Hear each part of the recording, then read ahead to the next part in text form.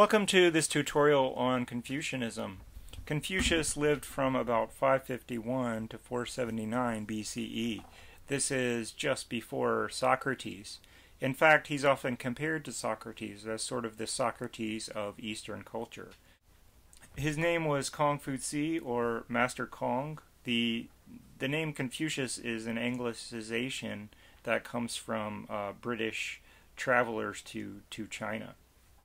Confucius taught his disciples poetry, music, and history. So unlike many of the other religious figures that we'll be studying in these tutorials, Confucius taught an actual subject matter to his disciples. He was very interested in the Chinese classics, and oftentimes claimed that he wasn't really inventing anything new, he was just teaching his disciples Chinese culture.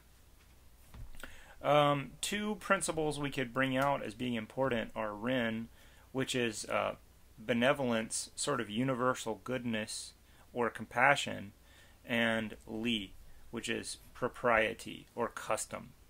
So Ren, Confucius said, you should go on doing good until you fall down in the road. And another one of the Analects contain his philosophy. Another one of the Analects, Confucius says, if somebody comes to your house and they ask you for some vinegar, this is like asking for a cup of sugar. If someone comes to your door asking for vinegar, don't just say, no, I'm sorry, I don't have any. No, you go to your neighbor's house, ask for the vinegar, and bring it back and give to the person. Propriety, things like having respect for your elders, having respect for the customs in society, obeying the government, obeying authority figures. So, in fact, prior to communism in China, Confucianism was the state orthodoxy, that it was the official state religion of China.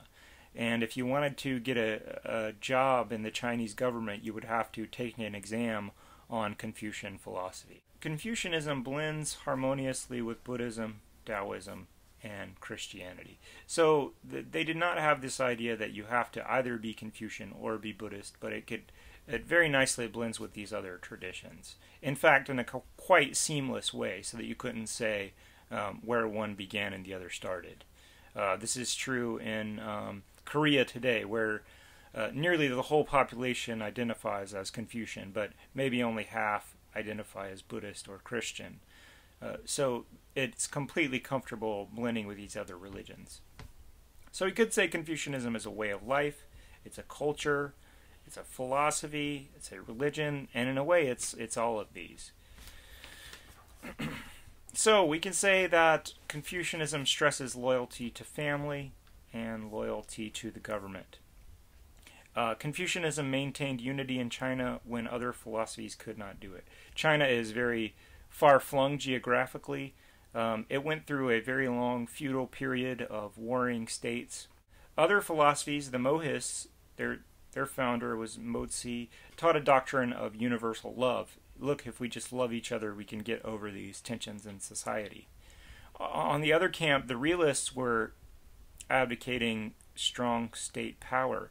If any of you are familiar with Thomas Hobbes in the West, Hobbes argued something like this. You just need a strong government to kind of crack heads together and keep the violence in control.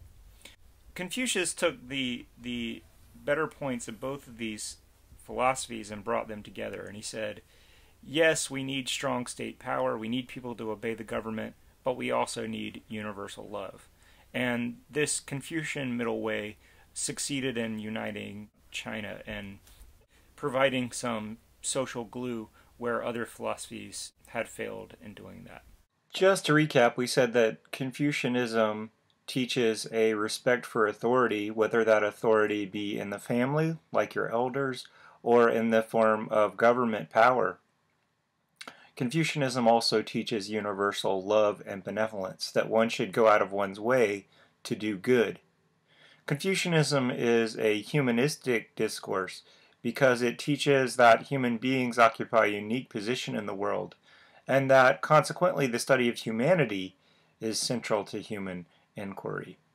So Confucianism doesn't do a whole lot of talking about God, and it spends much more time talking about right relations among human beings on the earth.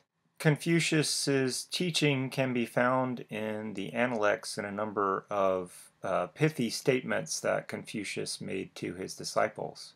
And unlike many of the teachers in other world religions, he taught actual subject matter. He taught his disciples Chinese history, he taught them poetry, and he taught them music. Confucianism was very successful in uniting China and still forms the background to much of Asian culture.